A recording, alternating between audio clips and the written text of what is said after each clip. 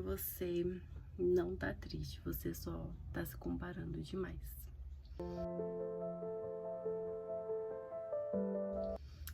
E eu percebi isso porque eu estava vendo, né, rolando o vídeo, e eu vi um post de uma menina que ela compartilhava o corpo de uma atleta olímpica das Olimpíadas de Inverno. E ela falava assim, que era pra gente começar a treinar esqui, porque pra poder ficar com aquele corpo, né? E na hora eu achei super bonito, né? Falei, nossa, que legal. E segui a vida. Só que nesse dia em específico, eu mexi menos no celular e passou um tempo e esse post voltou à minha mente. E eu percebi como nós recebemos muita informação nas redes sociais, nós não temos tempo de processar, porque é um vídeo curto atrás do outro, é aquela roda, né, de sentimentos, às vezes um vídeo triste, um vídeo alegre, então o seu cérebro não tem tempo de processar tudo aquilo, né? E como eu fiquei sem utilizar o celular nesse dia, esse tema voltou à minha mente, porque eu tive tempo de pensar, né? E eu percebi que, na verdade, nós fazemos uma comparação muito injusta, né? Eu olhei aquilo e pensei, a gente tá comparando o nosso pior, porque a comparação nunca é do nosso melhor momento. A comparação é do nosso pior momento com um recorte do melhor da vida daquela pessoa. Então é sempre algo injusto, porque você compara o seu pior com o melhor da pessoa.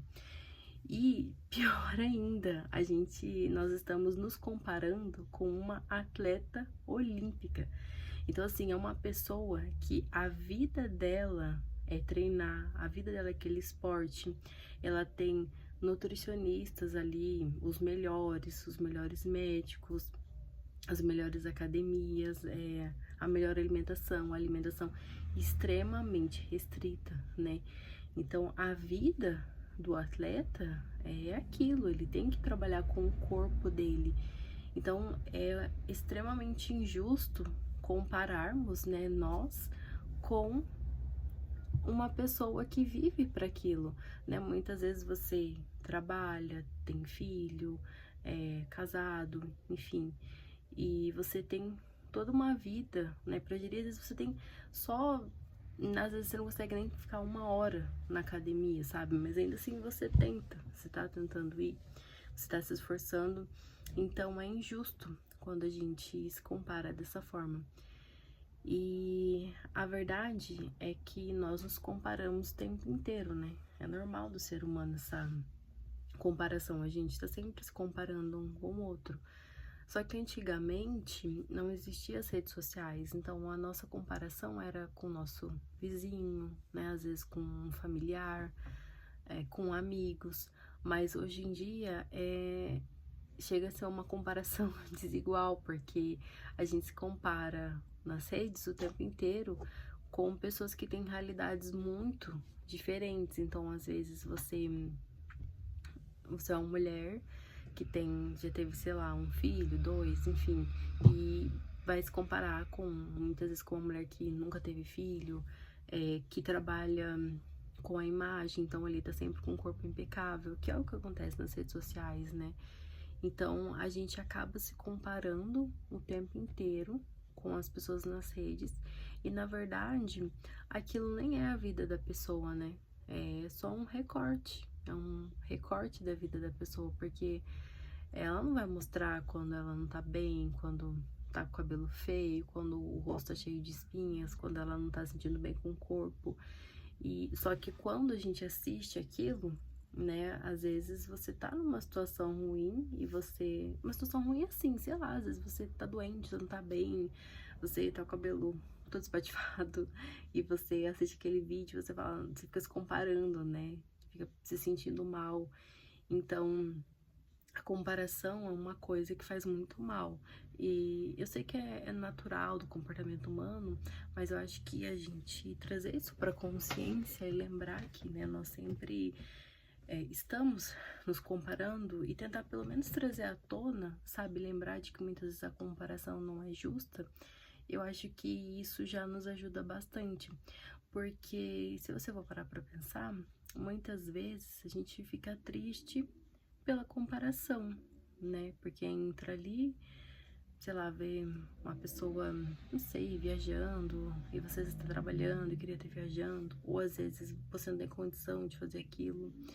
Então, em relação a se você está se sentindo triste, porque eu também já me senti assim muitas vezes, eu acho que o primeiro passo é parar de se comparar, sabe? Pelo menos trazer à tona de que, tipo, olha, eu tô me comparando, mas eu tô comparando o meu pior com um recorte do melhor da vida daquela pessoa. E o segundo ponto são as redes sociais, porque as redes sociais, elas acabam nos fazendo muito mal, né? Como eu falei no começo do vídeo, é uma montanha russa de emoções. Então, a gente vê um vídeo triste, aí fica triste, daqui a pouco já vê um vídeo divertido, tá dando risada, e daqui a pouco já vê um vídeo que você quer comprar alguma coisa. Então, assim, não dá tempo do nosso cérebro processar aquilo, porque é muita coisa, é muito rápido, às vezes a gente fica 1, 2, 3, várias horas do dia ali nas redes sociais. Então isso não faz bem para nossa mente, tanto no sentido a gente ficar mal por se comparar, mas também porque não faz bem pro nosso cérebro mesmo, sabe? Muitas vezes eu mesmo, quando eu uso muito, eu tô tentando diminuir bastante, eu fico me sentindo, nossa, o que eu fiz do meu dia, sabe? Às vezes eu olho, eu fiquei, sei lá, 1 hora nas redes e cadê essa hora, sabe? Passa assim, a gente nem percebe.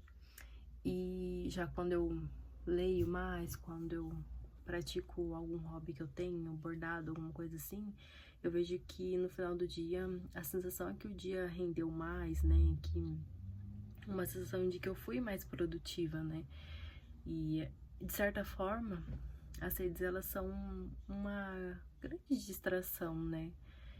Mas às vezes eu penso, eu não vou ler um livro porque eu quero, sei lá, vou entrar aqui rapidinho no TikTok. E daí às vezes eu passei 15 minutos no TikTok, 20 minutos. Em 20 minutos eu conseguiria ter lido um livro, sabe? Então, eu acho que outro ponto é diminuir as redes sociais.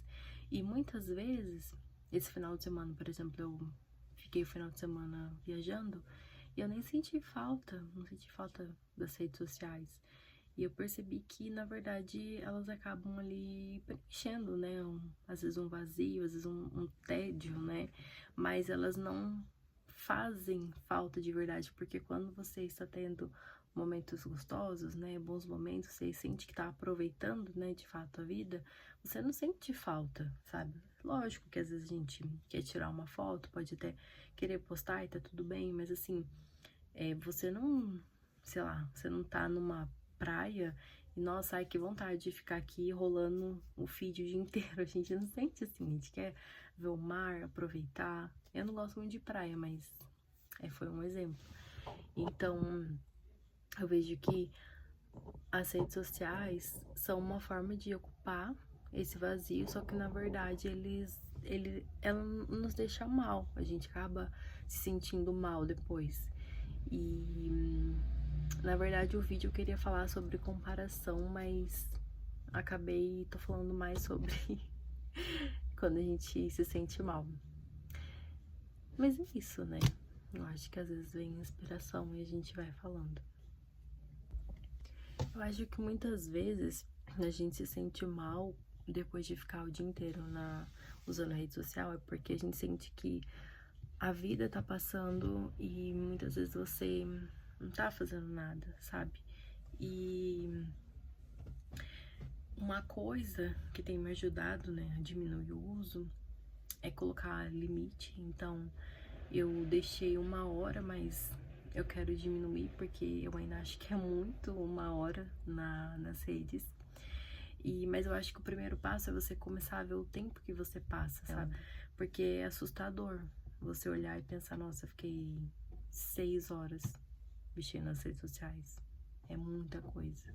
Só que a gente não tem essa noção porque a gente não para, né, pra ver quanto tempo passa usando. Então, quando você começa a ver, né, a ter esse controle, você vê que você tá gastando muito tempo nas redes e começa a tentar melhorar, tentar diminuir. Lógico que se você usa 6 horas, você não vai conseguir diminuir para uma, mas você pode diminuir de forma gradativa, de 6 para 5, de 5 para 4, e aí vai diminuindo.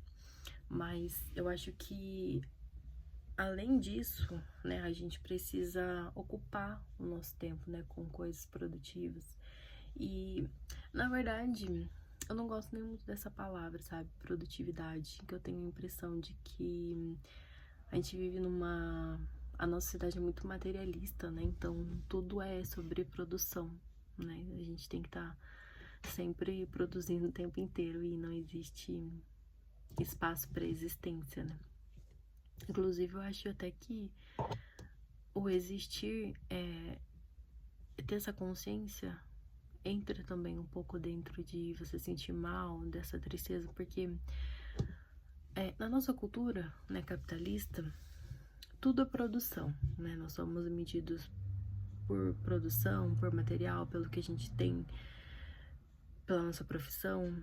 Então, eu percebo que não existe espaço para você só existir, sabe? Parece que um ser humano, ele não tem valor só pela existência dele, mas pelo que ele produz, pelo que ele faz, pelo que ele é. E muitas vezes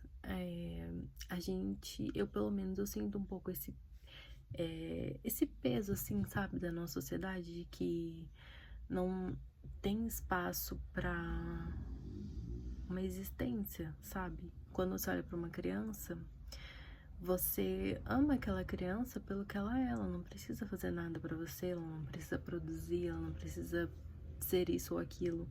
Ela apenas é amada por existir. Mas depois que você vai crescendo, eu percebo que isso deixa de ser importante, sabe? Então, muitas vezes, a sua existência só é válida pelo que você faz, pelo que você produz. E eu acho que isso é um ponto importante também dentro desse tema da tristeza, né? De se sentir mal, porque dentro da nossa sociedade materialista, você só é importante se você produz, se você faz isso ou aquilo. Então, se você não tá ali dentro, né, daquele padrão desenvolvido pela sociedade, você vai acabar se sentindo mal mesmo, né? Mas eu acho que a gente tem que internalizar dentro de nós que a nossa existência é válida, sabe? Apenas por a gente existir. Eu gosto muito de espiritualidade, né? E eu penso que, independente de qualquer crença, existe uma fonte, né, que nos criou. Tem gente que vai chamar de Deus, tem gente que vai chamar de vários outros nomes, mas existe algo que nos criou, né? E por alguns segundos, por um momento, né, aquilo nos criou e nos queria no mundo, sabe? A nossa existência tem um motivo. Então, eu acho que às vezes, se você tá se sentindo meio mal por não alcançar um padrão X ou Y dentro da nossa sociedade, eu acho que é bom se lembrar de que você vale apenas por você existir. Você não precisa fazer nada pra valer alguma coisa, sabe? Você já vale por você existir, por você estar aqui, por algum motivo você está aqui. E tudo que criou o mundo que a gente vive nos criou também. Então, se nós fomos criados, é porque Deus ou a fonte criadora nos queria aqui. Então, a nossa existência é válida, independente do que a gente faça ou do que a gente é. Eu acho que isso é algo muito importante de se ter em mente. Agora, saindo um pouco dessa parte espiritual, indo para a parte prática, eu acho que para ajudar a diminuir o uso das redes e para que você se sinta bem, eu acho que descobrir hobbies é uma coisa muito importante. eu vejo que quando nós somos crianças, nós temos esse instinto natural de tentar algo, né? De se arriscar, de tentar fazer coisas diferentes e de aprender. Mas depois, quando a gente cresce, a gente fica com medo de tentar e de errar. E muitas vezes existe um ideal de perfeccionismo, né? Então, eu não vou tentar pintar porque é muito difícil.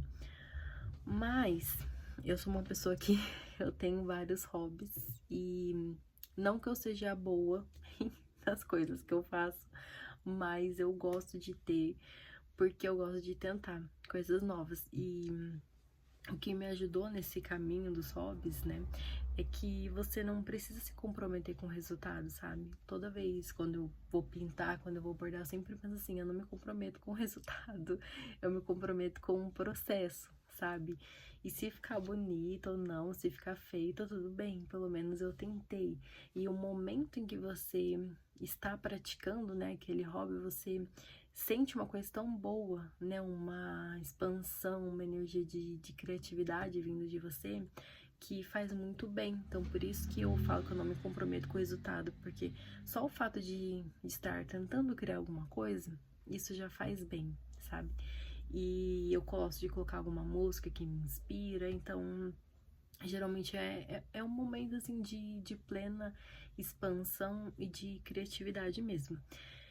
E então, o que eu sugiro? Que primeira coisa, voltar aos hobbies de criança, porque a gente esquece mais. Tem muita coisa que a gente fazia quando era criança que a gente adorava, e que conforme vai ficando, a gente pensa, eu já tô muito grande pra isso, mas não, sabe? Quem disse isso, sabe? Você pode fazer o que você quiser. Então, quando eu comecei, eu procurei os hobbies de quando eu era criança, que eu gostava de fazer. Por exemplo, andar de roller, que é uma coisa que eu gostava, e eu voltei a andar, eu me senti muito bem. Tem a questão do esporte, né? Se você praticava algum esporte, você pode voltar a praticar e tentar coisas novas também.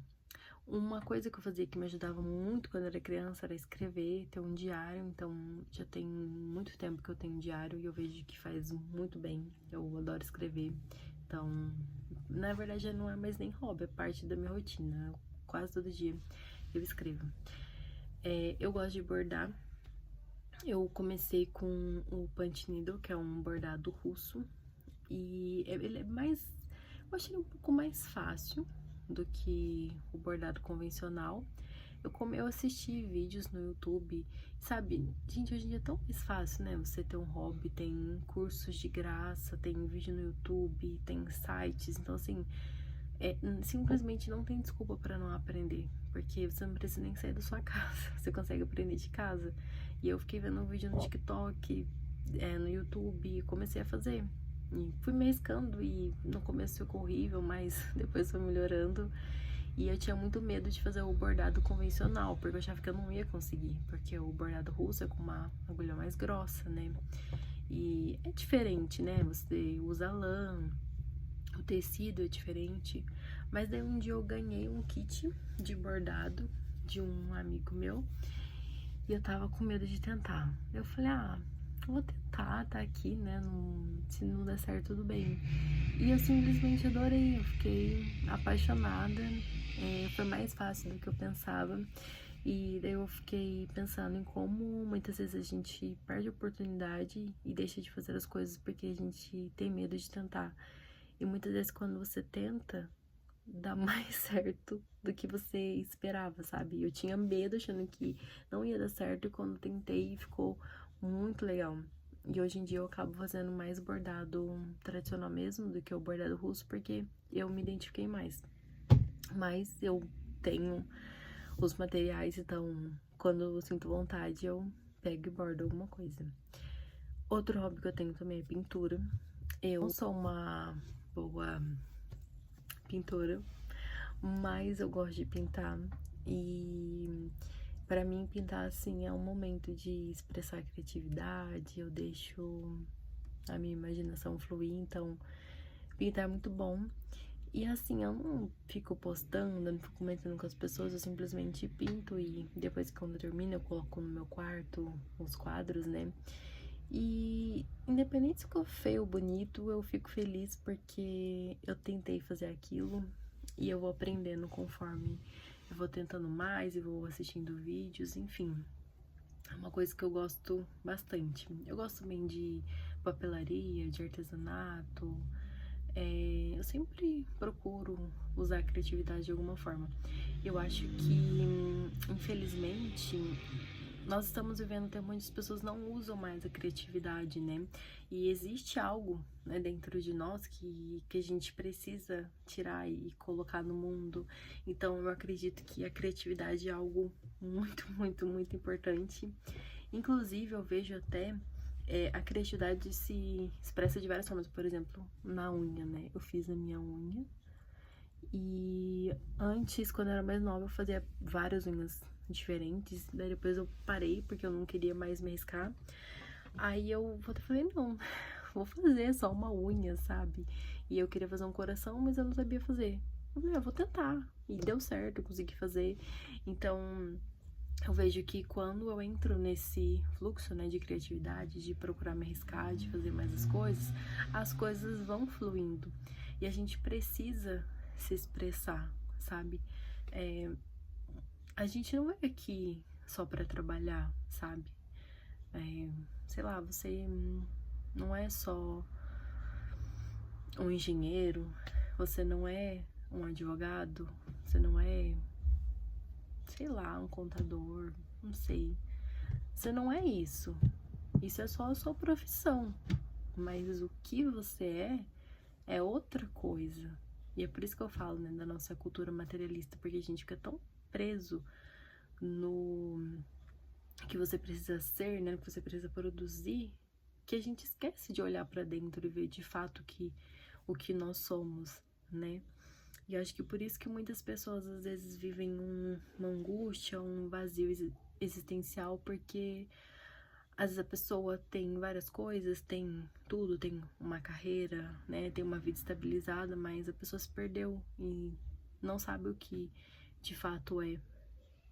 E eu acho que essa pergunta, né, quem eu sou, pra onde eu vou, é uma pergunta que ela bate na porta de todo mundo. E eu acho que é um processo. A vida é um processo, é uma jornada. Então, eu acho que você procurar aprender quem você é e procurar se expressar é algo extremamente importante, sabe? E ainda, eu acho que a última coisa que eu tenho tentado fazer e que eu vejo que ajuda muito é ver a vida como uma jornada, sabe?